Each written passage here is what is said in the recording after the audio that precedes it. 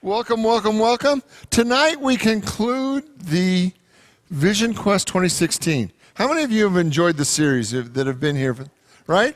So tonight we're going to conclude this, and we're going to talk about what do we do after we've had a profound spiritual experience? How do we bring that into our life in such a way that it makes a difference, okay? Because there's two intentions that we have every night, every Wednesday night. First one is that you feel the presence of God in your life in a profound way. And the second, that you be inspired to live your greatest life. So we're glad you're here. So you ready to get started? Unity of Phoenix is a loving spiritual community that welcomes all people and it honors all paths to God. We are dedicated to transforming lives by inspiring and awakening individuals to discover God's Spirit within them.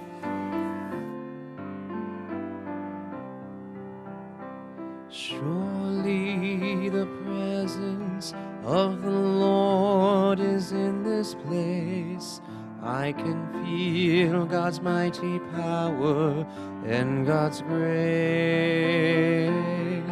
I can feel the brush of angels' wings. I see glory on each face. Surely the presence of the Lord is in this place. I want you to take a deep breath. And I want you to feel the presence and power of God that's within you and all around you. That the glory of God is within you. That the infinite Spirit is the living expression of each one of us, that each one of us is expressing all that God is.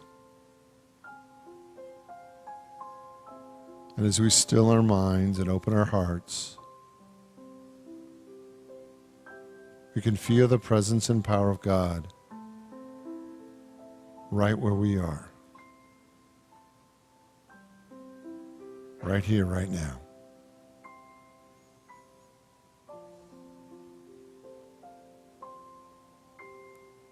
Right here, right now.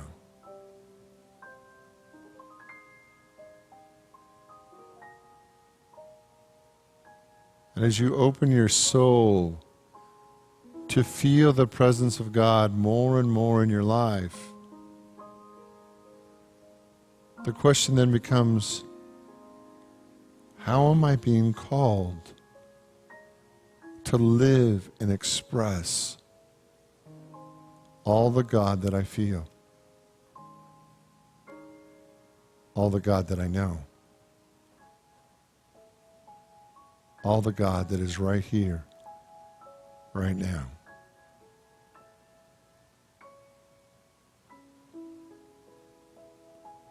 Feel your connection to God.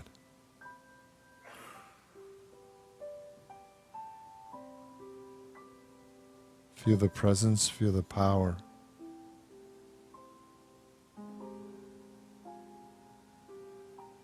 Feel all that God is.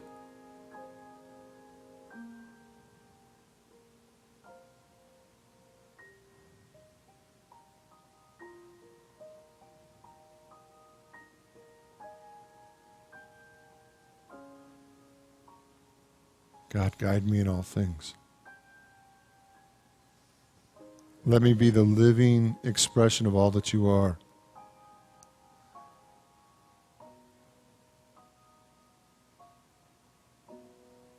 Let your light become so bright within me that people see the glory of God in all that I do.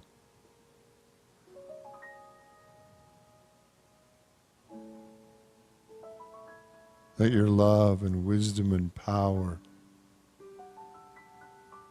be the guiding power in my life.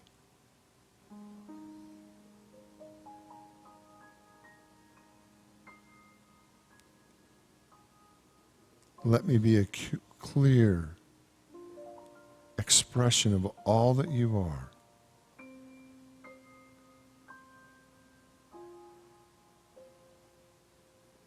Holy Spirit, I'm ready. I'm ready to express you in every situation, in every moment of every day.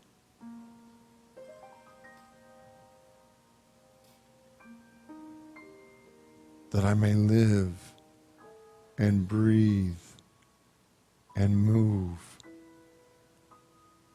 as the living expression of God.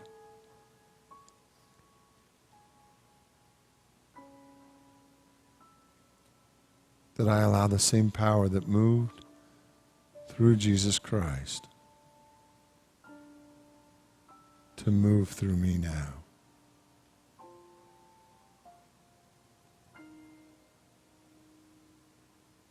The same good, the same miracles, the same possibilities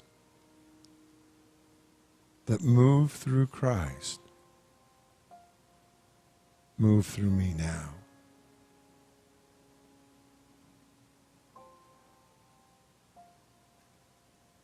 That there is but one presence and one power in the universe and in my life. And I say yes. I say yes to God in every cell and fiber of my being.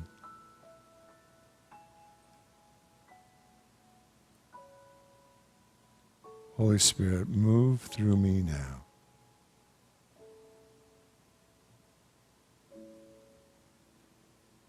Holy Spirit, heal through me now.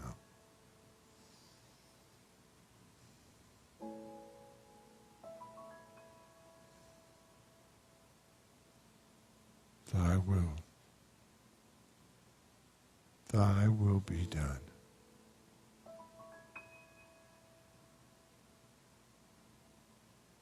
Thy will be done.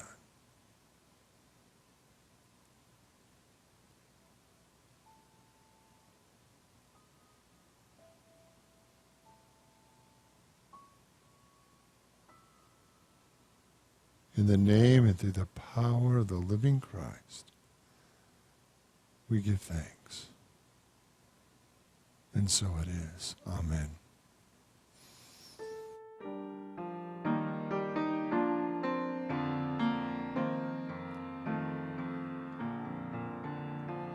Our Father, who art in heaven, hallowed be thy name.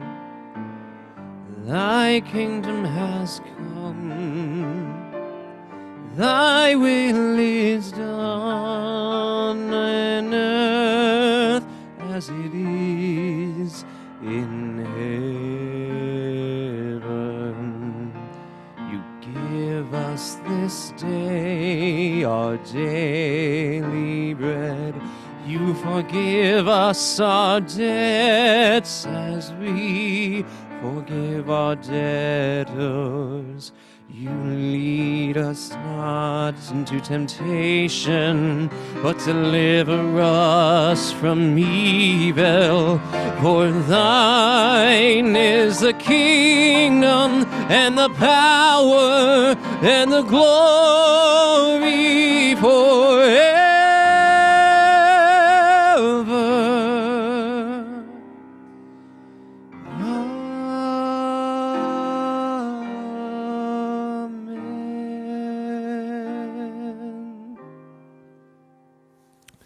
Okay, so we began this January with the idea of taking a vision quest. And in week 1, we were willing to leave what we knew. And I want you to see that a vision quest really is when a soul is ready to embrace what's next. See, every soul has a journey in life. Every soul has their path that they walk. And there comes a time when a soul knows that they're ready to take another step forward, to live a greater life, a higher life, a finer life.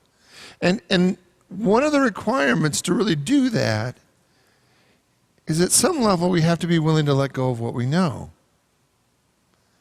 Because as great and as wonderful as our life may be, or as scary and painful as it may be, we get used to it the way it is. We get used to it being a certain way. And it takes a moment where we're willing to embrace the unknown, to do that which we don't clearly understand, to move forward, to change, and there's a part of us, our human part of us, that just wants to hang on to what we've known, even though it may be awful or terrible. We want to hang on to it because at least it was our mess, right? At least we know how to play that game, even though the game wasn't always very rewarding. It was something that we knew and were familiar with, and it didn't challenge us or scare us too much. And so leaving what we know is our soul's willingness to trust God, to trust the unknown at the next level. So over the last few weeks, I hope you've had an opportunity at least once to do that which you haven't done before, to leave what you knew, to really open a space to be surprised by God. And then the second week we talked about confronting our fears.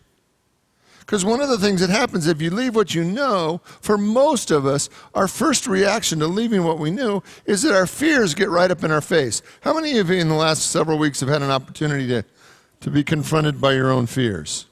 Isn't that fun? Like, for most of us, it's like, no, right? And in the presence of our fears, what we talked about and what it tends to happen is that we tend to go unconscious and hurry up.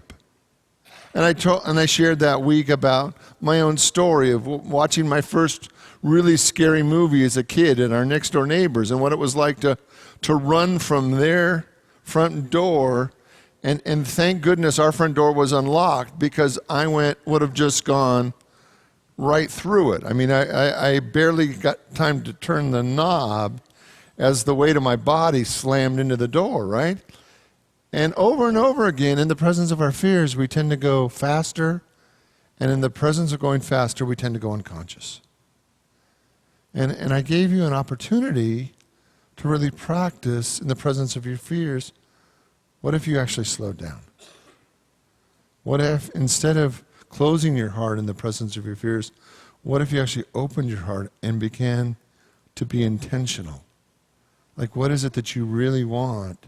So even in the presence of your fears, to slow down and give yourself an opportunity to actually feel God, to feel the moment, to feel the possibilities that are right there. Because until we learn to begin to really manage our fears differently, we tend to live unconsciously.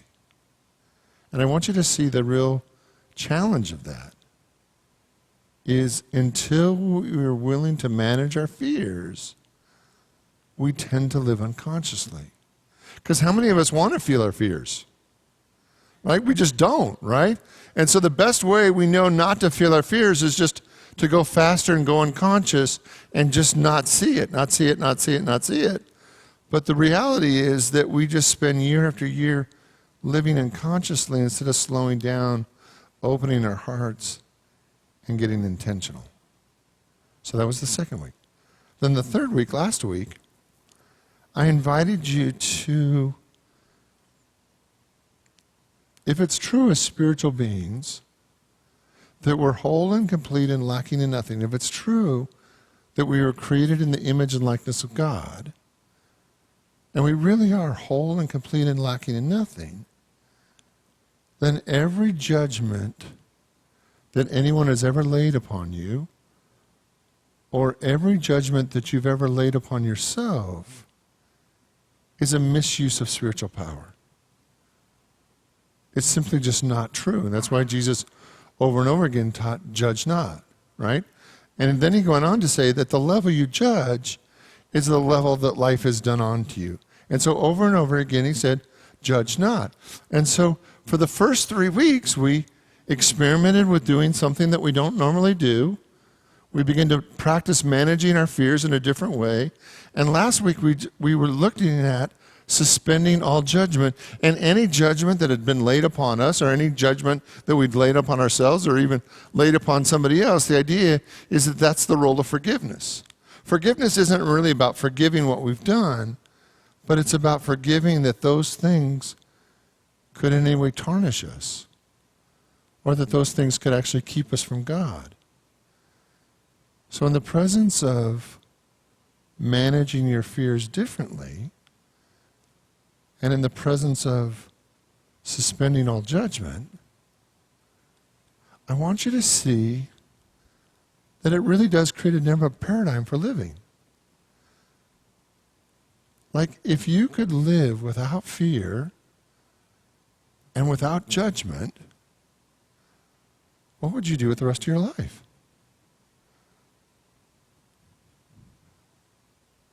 If it was truly possible to live without fear and to live without judgment, what is the story that keeps you from fully expressing yourself?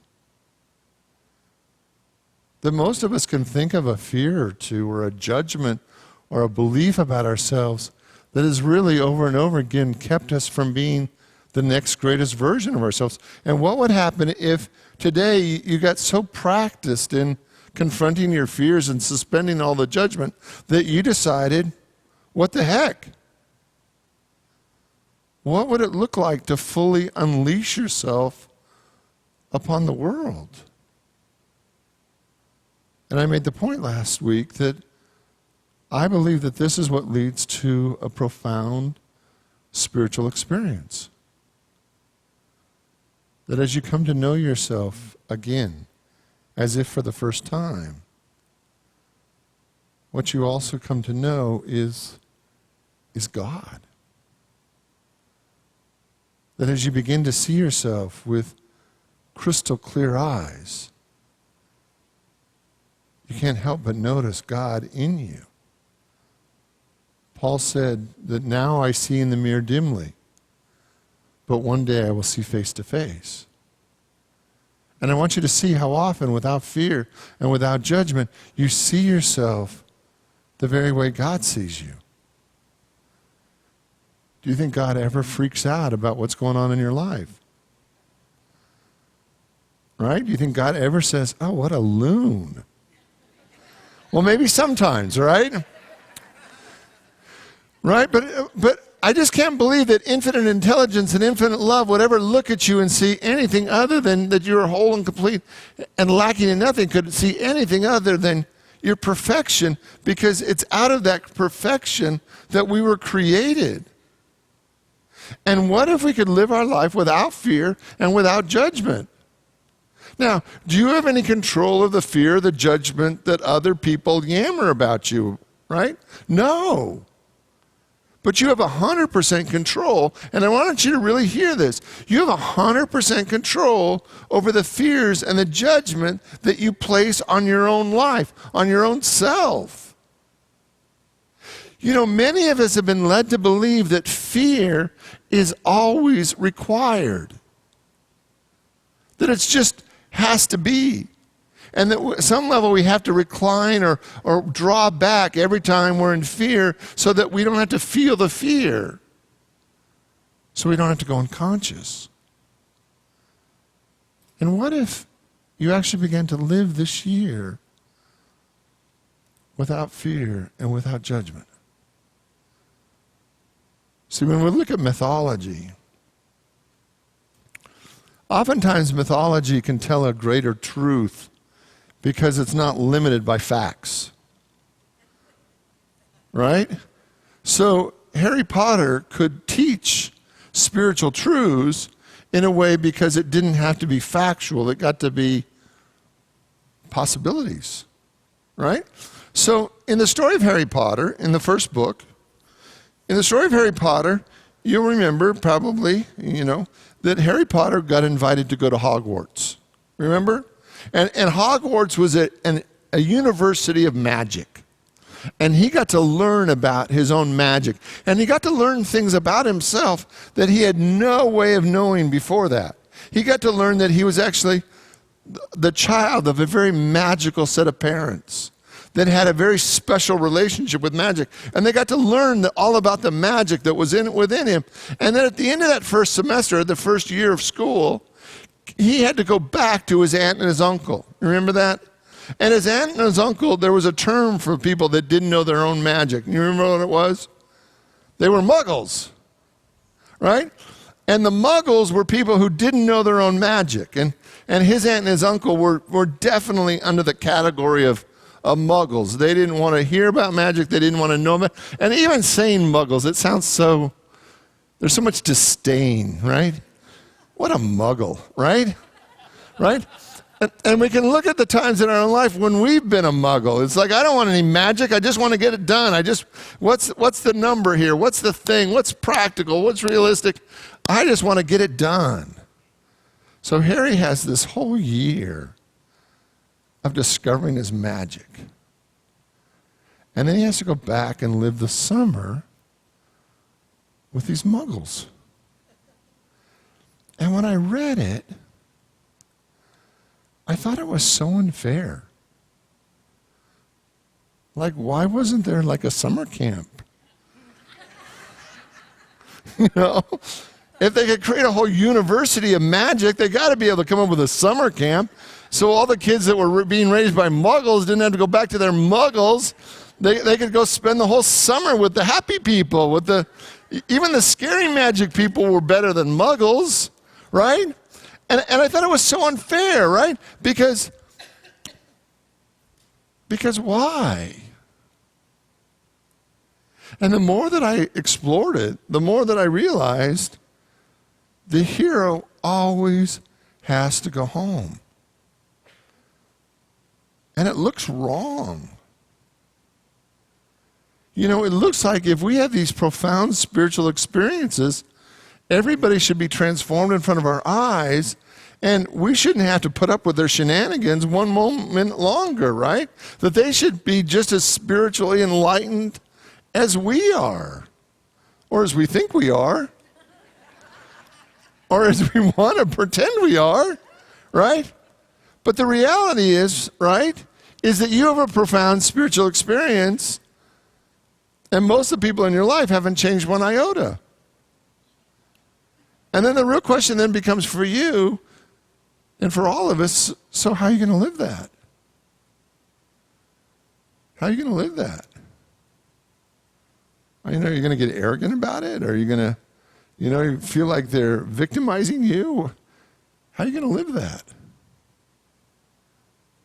Because what if your spiritual awakening wasn't just for you? What if it's really your gift to the world? What if it's the thing that you are called to bring greater love and light and peace and joy because you've seen a new way? What if you're now the one who's being called to make a difference? You know, one of the things that has always struck me about the Dalai Lama is that the Dalai Lama is willing to continue, whether you believe this or not, to continue to reincarnate until there is no more suffering in any being on the planet. And I think, I don't know if I could ever do that. Like, would I come back because one cat was suffering somewhere? You know, would I come back because one turtle was suffering somewhere, right? Would I come back because one person was suffering somewhere? And his commitment is that he's going to continue to incarnate over and over again in other lifetimes, over and over again. If you believe this, he's going to continue to do this until all suffering is removed, transformed on the planet. If you believe that. And I thought, what an incredible gift. Like, could there possibly be a greater gift than to be so committed to the light that even a flicker, even a shadow, you would come back again to make a difference right there? And so tonight, I want to talk about you. And I want to talk about how you're willing to live your spiritual essence in the world. How you're going to live your return back into the world after you awaken to all the good that God is. And so tonight I have 4 questions for you. And the first question that I have for you, let's shoot it up there so people can see it. First question is, who do you want to be? Now, one of the things that's interesting about this is that every time you have an awakening, a spiritual moment, it's really an opportunity to answer that question, who do I want to be? Do I want to be the person that I've always been or been for a long time or know myself? Or am I willing to be the next greatest version of myself? And what's so interesting about this for me is some of the people that are closest to you will want you to be who they know you to be. Is that true? They want you to, even if they didn't like you very much. Right? That never really made sense to me. They're not really happy with me, but they expect me to be this, and they're not really paying attention that I'm now I feel different. I'm acting different. I'm making new choices. I'm living my life in a new way. And there's something that happens that you have to be willing to be in the presence of people who keep wanting you to come back over here, even though you're making and living over here. Because in my experience, it takes them a while to catch up. Right? Because they're a little worried, or they're a little they're insecure, or they're not sure. And somehow it's just easier to relate to you the way they used to relate to you. So who do you want to be? Would you be willing to show up in a new way that's actually truer, more in keeping with your spirit, your essence, your life, and to be patient enough to let the world see the transformation? To let your friends and family see that maybe you don't react the same way you reacted. You don't have the same stuff that you used to have. You're actually different. So the first question is, who do you want to be? Would you be willing to be a new version of yourself? Second questions. What are the qualities, let's give it to him, what are the qualities that I want to live? And see, this is really even easier, right? Because there were certain qualities that you used to live, right? And yet you know that there's more of you that's wanting to be expressed. Like, as I've gone through this process this month, what I realize is there's an invitation before me to be more verbal. And you would think, oh my gosh, Richard, how could you ever be more verbal? Right? Like, Richard, blah, blah, blah, blah, blah, right? Your mouth and words, they come out, they come out, they come out, right? Well, that's kind of the you that you see of me, right? But there's times when, according to people that love me, I'm not always very communicative. It's hard to believe, but I think it's just fair, right? And what I realized is the place where I tend to get the quietest the most is when I feel victimized. Now, I don't feel victimized very often, but when I feel victimized, I get quiet. And the belief that goes on in my head is I'm not going to get what I want anyway, so why bother wasting a lot of words around it? Right? Just get quiet, right?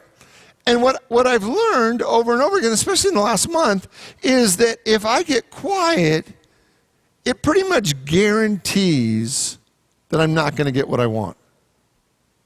Because if I'm not being a voice for what I want, who's going to be a voice for what I want? that implies they have to be psychic enough to actually know what I want and use words for me and that I'm not willing to use for myself. And what I realized, in the moments when I feel the most victimized, I assume that the people around me don't want me to win. Does that make sense? And so because I assume they don't want me to win, I don't use my words. Now, if I assume that they do want me to win, guess what I do? I'm back to being Mr. Chatty Cathy. Right? True? And what I want you to see today is that every time we have a spiritual experience, I believe that there are qualities within you that now need to be expressed. They don't want to be expressed. They need to be expressed. That every time you have an experience of God, there's more of you that wants to come into the light. There's more of you that wants to be known. And you can keep those parts of you in the dark. But the real purpose of having a spiritual experience is to bring more and more of you into the light. To integrate more and more of you as an active expression of who you are. 3. 3 is the question, what are the values that I want to embody now? What are the values that I want to embody? You know, when you look at your values, when we have a profound experience, when we have an experience, oftentimes our core values change. Because we're not being driven by the same values that got us there. There was a time in my life where my values changed pretty dramatically. And with that came a very different change in my life. And what I realized is the new values that I wanted to really embody, I wanted to be happy, free, and wildly in love. And those values created a change that changed everything, right? That it looked like the behavior changed, but what I want you to see is that the values changed. So the question that I have for you tonight is, as we're talking about how you're going to live, one of the things I want you to look at is what are the values that have driven my life? If you looked at this point, in this moment in time, and you told yourself the truth, what are the values that have driven your life? And then the next question becomes, are those the values that I want to drive my life in the future? Because as you change your values, things have to adjust. The priorities change. And being happy, free, and wildly in love was radically different values that caused a change. But I think it was a change for a higher, better part of me. You ready for number 4? The fourth and last question is, it says, what is the good that I can do now? How many of you know that I'm committed to you having what you want? That I'm really here to support you in creating the life that you want, right? One of the things that happens after we've had a profound spiritual experience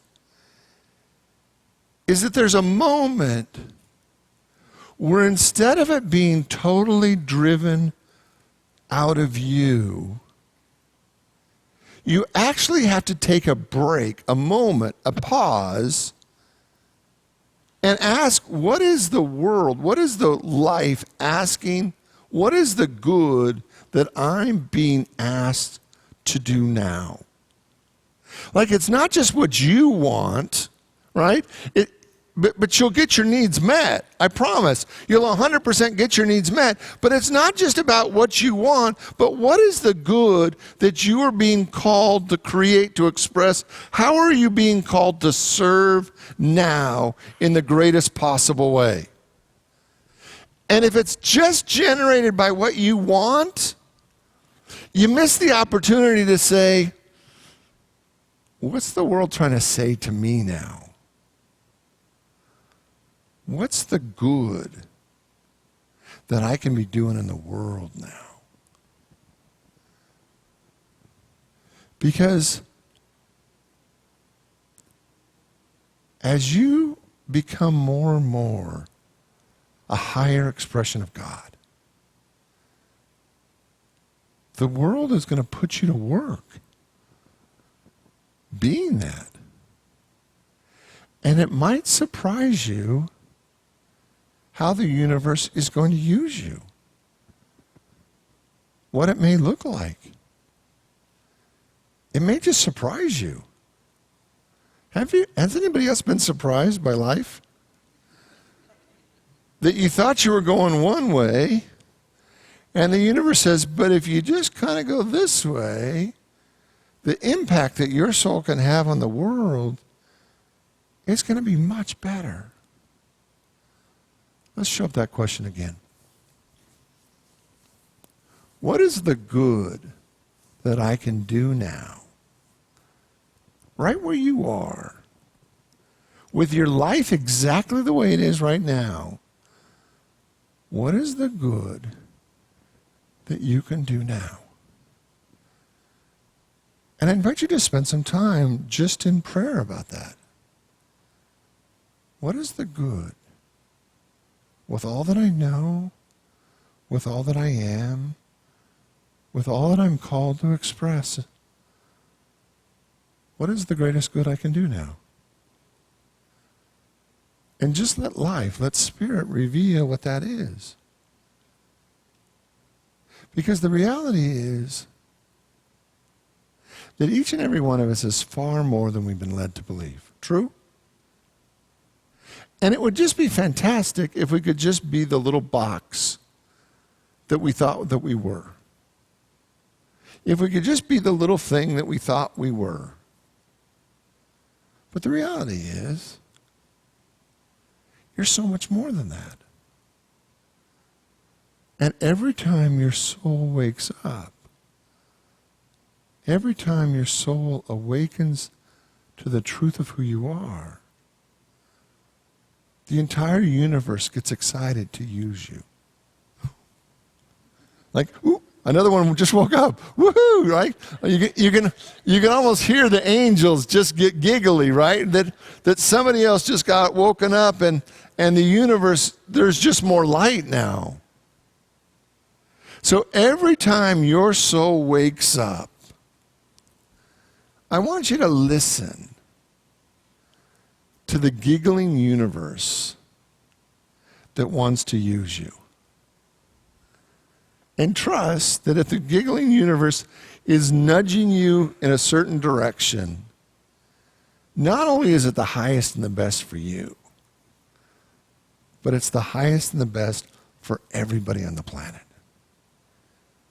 Because you are an instrument that has decided to wake up. Will you pray with me? I invite you to open your mind, your heart, your soul to the activity of God that is within us and all around us. Tonight, God, just use me. Use each and every one of us in the greatest possible way.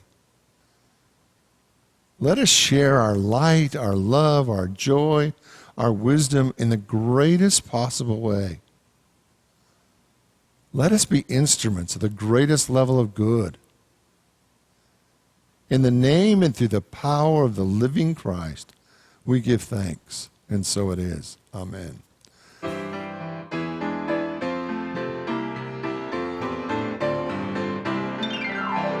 Let there be peace on earth, and let it begin with me. Let there be peace on earth, the peace that was meant to be, with God as creator, family all are we. Let us walk with each other in perfect harmony. Let peace begin with me. Let this be the moment now.